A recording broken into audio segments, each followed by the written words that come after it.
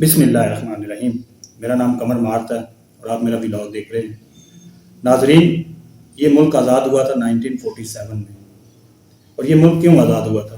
سب سے بڑا سوال یہ ہے۔ یہ ملک اس لیے آزاد ہوا تھا، جو ہمیں ہمارے آباء و اجداد جو ہمیں تاریخ بتاتی ہے وہ یہی بتاتی ہے کہ برصغیر میں ہمارے حقوق جو ہے وہ سلب کر لیے جاتے تھے، کیونکہ ہم اقلیت تھے۔ وہاں پہ اکثریت کچھ اور تھی، اور اقلیت تھے جس وجہ سے ہمیں آزادانہ طور پر رہنے نہیں دیا جاتا تھا۔ جو حقوق ہمیں ملنے چاہیے تھے وہ نہیں ملتے تھے، تب جا کے یہ ملک آزاد ہوا تھا۔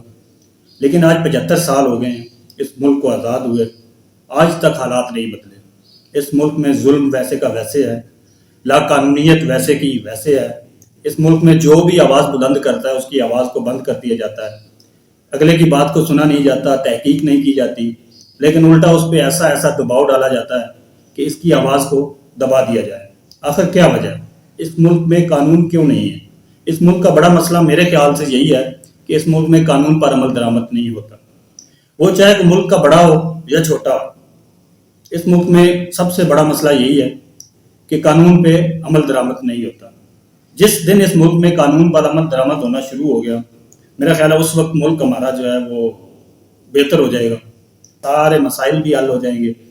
یہ معاشی مسائل، یہ کرپشن، یہ سب مسائل انہی کے گرد گھومتے ہیں کہ اس ملک میں جو ہے قانون کی بالادستی نہیں ہے۔ اس ملک میں قانون اس لیے نہیں ہے کیونکہ اس ملک پہ اشرافیہ کا قبضہ ہے۔ اس ملک میں جمہوریت آج تک نہیں صحیح معنوں میں پروان چڑھ سکی۔ ملک میں کبھی بھی کسی بھی جمہوری وزیر اعظم کو اپنا اقتدار مکمل کرنے نہیں دیا گیا۔ اس ملک میں اگر کوئی آواز اٹھاتا ہے تو اس پہ مقدمے بننا شروع ہو جاتے ہیں، وہ پھر بھی باز نہیں آتا تو اس کو ملک سے بھگا دیا جاتا ہے۔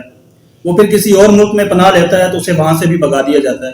پھر جب وہ تیسرے ملک میں جاتا ہے تو وہاں اس کو قتل کر دیا جاتا ہے، اور جب اس کو قتل کر دیا جاتا ہے تو پھر وہ ملک واپس آ جاتا ہے، پھر وہ بول سکتا ہے، پھر اس کو ساری آزادی ہے۔ تو ناظرین، یہ کب تک چلے گا؟ اور پھر اس ملک میں 1.5 مہینہ ہو جاتا ہے، 1.25 مہینے بعد اس ملک کی عدالت جو ہے وہ اس کیس کا نوٹس لیتی ہے اور اس کیس کی سماعت کرتی ہے، جس کے بعد کارروائی آگے بڑھتی ہے۔ اور جب عدالت یہ حکم دیتی ہے کہ آپ نے اس کیس کا ابھی تک مقدمہ درج کیوں نہیں کیا، تو کمال مہارت کے ساتھ اس ملک میں یہ ہوتا ہے کہ وہ مقدمہ پولیس اپنی مدعیت میں درج کر لیتی ہے، جبکہ اس کے ورثاء بھی موجود ہیں۔ ناظرین، بات میں کر رہا ہوں ارشد شریف کیس کی۔ ارشد شریف کیس کا اگر آپ بخوبی جائزہ لیں تو اس میں لا قانونیت ہی ہے۔ اس میں ہر قدم جو اٹھایا گیا ہے وہ قانون سے بالا تر ہے۔ وہ چاہے ارشد شریف پہ مقدمے ہو، ارشد شریف پہ ملک میں 16 FIRs ہو، کیونکہ اس کے مدعی ابھی تک پوری مکمل طور پر جو ہیں وہ اس کے مدعی بھی آ کے یہ بیانات نہیں دے سکے کہ ہمیں ارشد شریف سے کیا مسئلہ تھا۔ تو آخر وہ کون تھا جو ارشد شریف پہ مقدمے بنوا رہا تھا؟ آخر وہ کون تھا جس نے ارشد شریف کو دبئی سے نکالا؟ آخر وہ کون تھا جس نے ارشد شریف کو کینیا میں قتل کر دیا؟ ان سارے سوالات کا جواب اب اگر دے سکتی ہے تو ہمیں سپریم کورٹ دے سکتی ہے، اور ملک کی تمام نظریں جو ہیں وہ سپریم کورٹ پہ ہیں۔ اس ملک میں جس دن قانون کی بالادستی ہو جائے گی اسی دن یہ ملک ترقی کر جائے گا۔ اللہ پاک سے دعا ہے کہ اللہ پاک اس ملک میں قانون کی بالادستی کرے، کیونکہ اس ملک میں اگر سابق وزیر اعظم پر حملہ ہوتا ہے وہ FIR اپنی مرضی سے نہیں درج کروا سکتا۔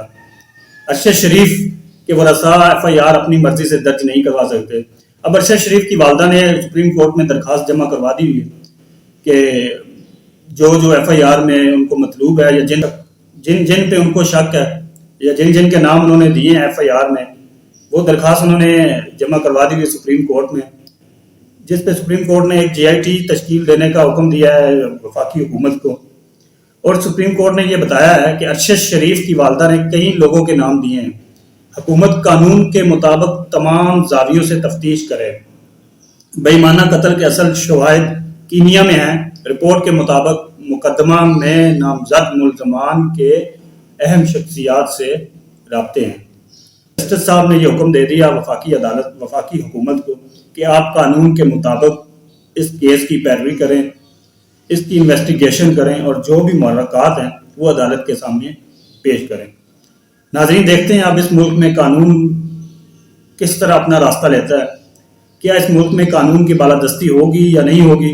یہ کیس بہت بڑا ٹیسٹ ہے وفاقی حکومت کے لیے بھی، عدالت کے لیے بھی۔ اب دیکھتے ہیں عدالت نے جو سٹینڈ لیا ہے کیا وفاقی حکومت قانون کے مطابق اس میں کوئی پیش رفت کرتی ہے؟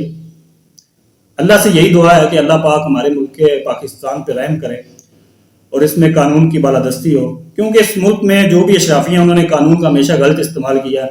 اس ملک میں آرمی چیف کا انتخاب ہو تو تمام سیاسی پارٹیاں بلکہ تمام ارکان جو ہے وہ آدھے گھنٹے میں اسمبلی پہنچ جاتے ہیں، لیکن اس ملک میں اگر فیٹف کا قانون پاس کروانا ہو تو اس وقت کی حکومت کو منتیں اور ترلے کرنے پڑتے ہیں اور اپوزیشن جو ہے وہ واک آؤٹ کر جاتی ہے۔ اب دیکھتے ہیں اس ملک میں یہ جو کیس آیا ہے اس کی اگینسٹ عدالت میں کیا کارروائی ہوتی ہے اور حکومت پاکستان قانون کے مطابق کیا کارروائی کرتی ہے۔ ناظرین، آج کے لیے اتنا ہی، ملاقات ہوگی اگلی ویڈیو میں۔ اللہ حافظ۔